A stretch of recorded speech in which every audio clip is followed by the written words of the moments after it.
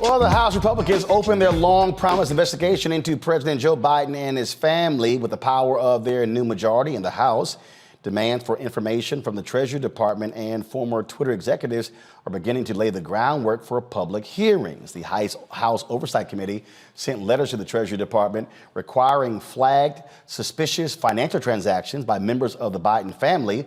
Lawmakers also want testimony from multiple former Twitter executives involved in the company's handling of an October 2020 story from the New York Post about Hunter Biden. Republicans claim the story was suppressed for political reasons. So we can expect more of these shenanigans, Monique, taking place over the next 2 years, as long as the Republicans are in control of the House.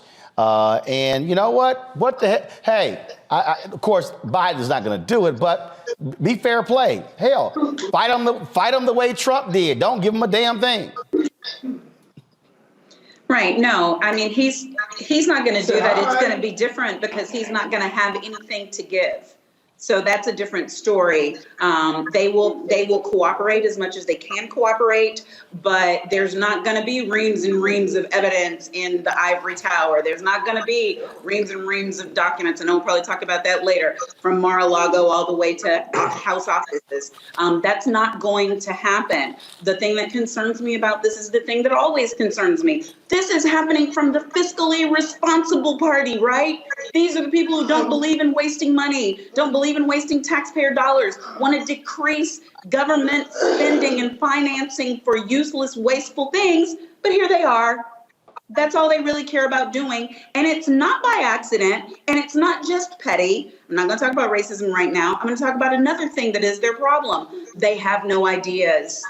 They don't have big ideas. They don't have small ideas. They have no way really that they have considered in order to take America forward. So they have to fill the time with something. And this is it.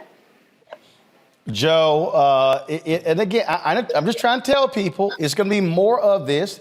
It's going to be more childish behavior, more pettiness, and we're going to see that. And what the American people are going to show, oh, y'all actually had no agenda. Oh, you actually didn't want to get anything done. First of all, they already, with their decision to try to repeal the funding for the 87,000 new IRS agents, first of all, which would be hired over 10 years, not like they're going to be hired next year. By that decision, it will decrease the amount of money the IRS brings in. And so their decision will actually increase the deficit by $100 billion. But they claim they believe in slashing the deficit. Right. Yeah, exactly. So you want to slash the deficit, start off with all of these tax breaks that you've done. You know, now you want to have a fight on the floor about, well, you've got to do cuts to go along with it. We won't agree with the debt ceiling increase and all these other things. Well, that was a discussion that started at the beginning. Now, if you go back to the last platform for the Republican Party when Trump was nominated for re-election, there was no platform. So they're letting you know that they have no agenda. They've created a committee about trying to see about, the distrust of government. I forget what it is that they call it, with Jim Jordan dealing with that. And so I think that, again, the Republicans are going to give us a lot of help to help us keep office, maybe even despite ourselves in a moment on the Democratic side, and to get the House back. But here's what the Democrats have to do. Democrats have to make sure their narrative is what it needs to be. We are very poor at narrative. Now, we've gotten some help. It's looked better lately. We used to say a few months ago, we were talking about how the Republicans keep it all together. They get power and then they dole it out and they stay together. And right now, it looks like the Dems are the ones that are staying together because that was really a crap show last week. And Kevin McCarthy and the Republicans are not any better for doing it. These 20 are going to hold strong for their folks that elect them who don't want them to get anything done or didn't send them to get anything done, okay? And then we have to make sure that the narrative is what it needs to be so people blame the folks and the party that needs to be blamed for it. So we'll see how it all goes, but the narrative is there to be told that these guys don't have an agenda. They don't want to accomplish anything. And at the end of the day, I would like to think that the American people aren't going to be pleased with that when we still are bringing inflation down, even though there's been progress, when we still are doing things that need to be done and people are hurting. And so we'll see how well we tell that story. Well, you know what? I'll say this, Scott. The reason I think you're going to see a difference when we talk about this narrative is because Hakeem Jeffries is now the Democratic leader. Look, Speaker Nancy Pelosi, who never appeared on this show, she didn't do a lot of interviews. She really wasn't out there being very vocal. In fact, here is Congressman Hakeem Jeffries eviscerating, going after the Republicans with regards to their bill where they want to enact a national ban on abortion. Watch this. You come to the floor as part of your march to criminalize abortion care, to impose a nationwide ban, to set into motion government-mandated pregnancies. So that's the distinction for today. As Democrats, we believe in a woman's freedom to make her own reproductive health care decisions. Period, full stop. A decision that should be between a woman, her family, and her doctors. Period, full stop. We believe in Roe v. Wade. You wonder about our position? That's it. The Women's Health Protection Act. That's it. Freedom to make your own reproductive health care decisions. That's it. As compared to a clear effort, that's what this bill is about today, a march toward criminalizing abortion care. I think, again, Scott, I think it's going to be a little different when you talk about messaging for the Democrats with Jeffries as the leader. Well, I think the White House should follow suit and learn a lot from Hakeem Jeffries. He's going to be not only out there speaking early but often, but he's an articulate, eloquent, and passionate voice for what it means to be a Democrat in this country. The White House messaging has to be better on this. The Republicans are all about power and about fighting and what have you. The bread and butter issues that they ran on in the midterms, this is not what they are trying to make this country better on. They're trying to do investigations.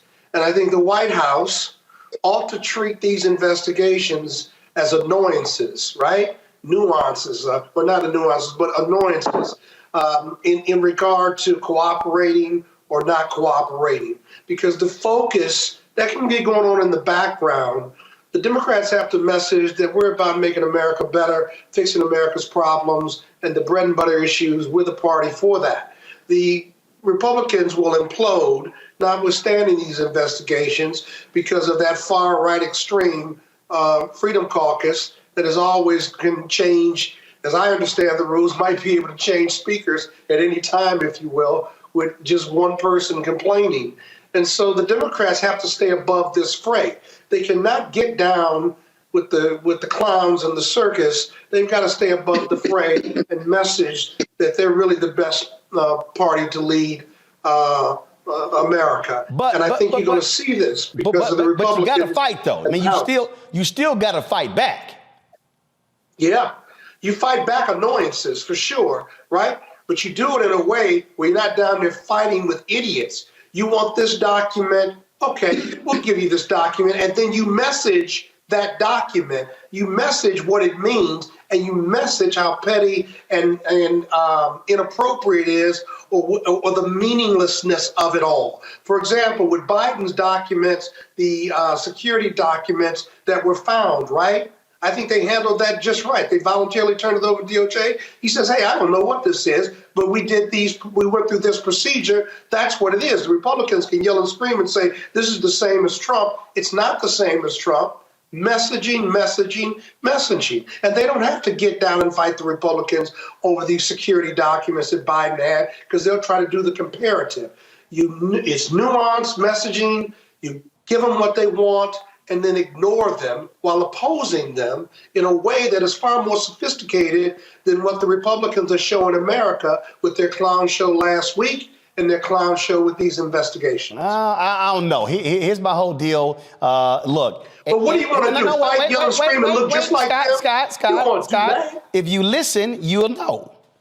Every time Jim Jordan opens his mouth, I would say, ain't you the same one who ignored the subpoena for January 6th?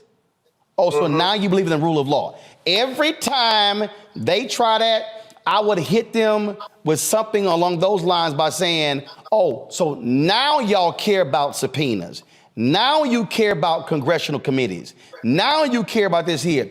Play their own words and smack them in the head with their words. Got to go to a break, folks. Yeah, but hypocrisy only will get you so far. Scott, I told you, Scott, I was clear on what I said. All right, folks, back to our Roland Martin Unfiltered video in just one moment. When you talk about blackness and what happens in black culture, we're about covering these things that matter to us, speaking to our issues and concerns. This is a genuine people-powered movement. There's a lot of stuff that we're not getting. You get it, and you spread the word. We wish to plead our own cause. Too long have others spoken for us. We cannot tell our own story if we can't pay for it. This is about covering us. Invest in black-owned media. Your dollars matter. We don't have to keep asking them to cover our stuff. So please support us in what we do, folks. We want to hit 2,000 people, $50 this month, raise $100,000. We're behind 100,000, so we want to hit that. Y'all money makes this possible. Check some money orders. Go to P.O. Box 57196, Washington, D.C. 20037-0196. The Cash App is $RM Unfiltered. PayPal is R Martin Unfiltered. Venmo is RM Unfiltered. Zelle is Roland at RolandSMartin.com.